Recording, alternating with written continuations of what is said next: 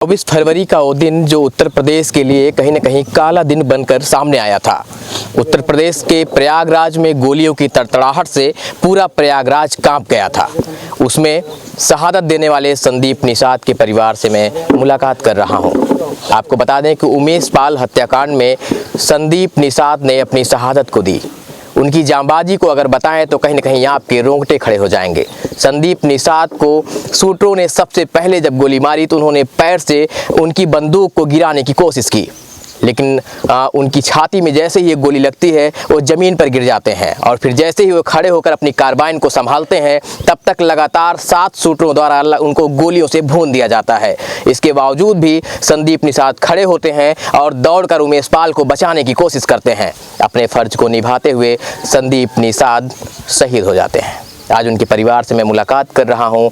परिवार के जो गाँव के लोग हैं उनसे भी बातचीत करूँगा। उसी गांव के जो मुखिया हैं, प्रधान जी हैं, उनसे बातचीत करेंगे। और अभी हाल ही में उत्तर प्रदेश शासन द्वारा एसपी साहब को यहाँ भेजा गया था और उन्होंने कुछ आश्वासन भी दिए हैं। प्रधान जी, क्या नाम है आपका? शक्ति सिंह। अब तो संदीप निषाद जी हमारे आपके बीच नहीं हैं। उन्होंने जो शहादत दी है देश सालों तक उनको याद रखेगा। परिवार को आपकी तरफ से क्या आश्वासन है? आने के लिए रास्ते नहीं हैं और परिवार को आप क्या आश्वासन दे रहे हैं? इनके घर तक आने के लिए अभी रास्ता नहीं जिधर में आया। देखिए, जब से घटना हुई है हम ही नहीं, मेरा पूरा गांव सदमे में है और हम लोग जितनी भी हो सकेगी, जो भी हो सकेगा, पूरा इनका मदद करेंगे। रह गई कि रास्ते के लिए जो कि 10 कड़ी का चक्रोट है कागज़ में, उसको हम जल्दी में पटवाए थे। उसके बाद अगल बगल काश्तकार लोग हैं, उसके लिए एफडीएम अफसर से या ऊंचे कोई अधिकारी आवें और काश्तकार लोगों को समझा बुझा के किसी न किसी तरह का हम लोग रास्ता निकालेंगे यहाँ तक जी। और जो भी है, जैसे जो भी सुविधा है उसके लिए हम खड़े हैं। संदीप निषाद का स्वभाव क्या था? आप लोगों के बीच में उठना बैठना मिलना जुलना कैसा था? संदीप निषाद एक बहुत ही अच्छे व्यक्ति थे, जो कि आने पे हमको लगता है छोटे छोटे बच्चों से मिलना, बातचीत करना, ये लगता ही नहीं था कि मतलब इनके अंदर कोई ऐसा कुछ है। और क्या बताया जाए, अब चले गए, अब इससे ज़्यादा कुछ नहीं कर सकते। पूरा गांव सदमे में है संदीप निषाद के ना होने से। और उनके पिताजी हैं मेरे बगल में, उनसे भी बातचीत करते हैं। संदीप से आखिरी बार कब बात हुई थी पिताजी? जनवरी मैंने 24 तारीख के पहले हुआ था। अच्छा। क्या उन्होंने कहा था आखिरी बार आपको फोन पर? वही खबर तबर पूछा, हम ठीक हैं, बाबूजी ठीक हैं और परिवार ठीक है, ये सब बातें मिला। फिर जब आपको सूचना दी गई कि अब उनको गोली लग गई है, एक्सीडेंट बताया गया आप लोगों को, फिर जब आप गए तो वहाँ क्या माहौल था, क्या स्थिति थी वहाँ? वो तो उसका डेड बॉडी रखा हुआ था।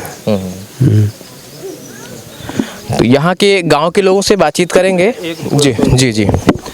मैं कहना चाह रहा हूँ कि जैसे अभी बात हो रही थी एसपी साहब के सामने नौकरी के लिए, तो उनको पत्नी को भी नौकरी दिया जाए और उनके भाई को भी नौकरी दिया जाए। मेरा ये रिक्वेस्ट है।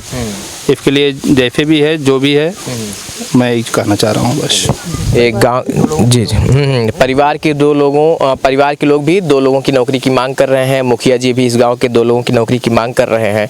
हालांकि जो सबसे बड़ी क्षति हुई है इस गांव के लिए, और गांव ही नहीं पूरे देश के लिए, कि संदीप निषाद अब हमारे बीच नहीं है। चलिए, क्या नाम है भैया? बिंदु कुमार बिंद। गाँव के रहने वाले? नहीं, लड़की का भाई मैं हूँ। अच्छा, आप साले हैं उनके? जरा आपसे बातचीत करते हैं। यानी आप जीजा थे, क्या स्वभाव कैसा था उनका? स्वभाव तो बहुत अच्छा था। 24 तारीख को उनसे बात हुई थी शाम को 4 कहा था उन्होंने फोन पर अंतिम बार? वही उनको बीवी आई थी यहाँ पर दवा लेने के लिए, तो मैंने बोला जीजा पहुँचा रहा हूँ। तो बीच में मैं अल्ट्रासाउंड करवाने लगा तो कुछ प्रॉब्लम आया। उसके बाद बोला कि प्रॉब्लम है, कल डॉक्टर को दिखा दूँ। बोले हाँ दिखवा के तो कल भिजवाना। तो बस यही बात करके मैं रह गया। फिर 7 बजे अचानक फोन आया कि आपका जीजा का एक्सीडेंट हो गया। तो मैं गाड़ी करके यहाँ से गया इलाहाबाद।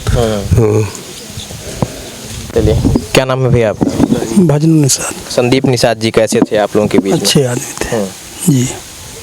कब अंतिम बार कब मुलाकात हुई थी आप लोगों? हमसे तो 2-3 महीने पहले हुई थी। अच्छा, संदीप निषाद के परिवार के साथ आप लोगों की सहानुभूति, आप लोग क्या मांग कर रहे हैं? ये नौकरी मिल जाए परिवार को। चलिए, ये साहब ये गांव के लोग हैं जो लगातार इस सदमे में हैं, चूँकि अब संदीप निषाद नहीं है। जी बताएं, क्या नाम है? जी हम रमेश चंद निषाद। क्या बात है? बात यह है कि सर गांव तो नहीं, एक ही गांव नहीं, बाकी क्षेत्र के सारे गांव इतना दुखी हो गए कि जितना चाहिए। इनके न रहने से पूरा देश दुखी है। जी तो सबकी ये आस है कि इनके नाम से जो है एक शहीद मार्ग जो है उस लिंक मार्ग से इनके घर तक, और यहाँ हमारी जगह ग्राम समाज की है जो कि प्रधान जी बताया आपको, उसमें एक शहीद स्मारक होना चाहिए और नौकरी उसके पत्नी के अलावा एक पत्नी को मिले और एक माता पिता के निर्वहन के लिए एक उनके लड़के को किसी को मिले, और जो मुआवजा है पत्नी को मिले, एक उसके पत्नी को मकान मिले, सारी सुविधाएं मिले। वो पत्नी उसकी अलग हम लोगों से नहीं है, हम लोग उसको अलग नहीं करना चाहते हैं, इनका परिवार भी पूरा अलग नहीं करना चाहता, पूरा गांव भी लगा है कि ये सब रहें ही मिल के रहें, या नौकरी लेके रहें या चाहे जैसे रहें, लेकिन नौकरियां दो होनी चाहिए, एक उसको भी मिले और एक इनके छोटे बच्चे को या किसी को। चलिए, इस पूरे प्रकरण पर लगातार उत्तर प्रदेश शासन द्वारा पैनी निगाह बनाते हुए कार्रवाई की जा रही है। और अभी हाल की मैं खबर बता दूं जो अभी अपडेट आया है,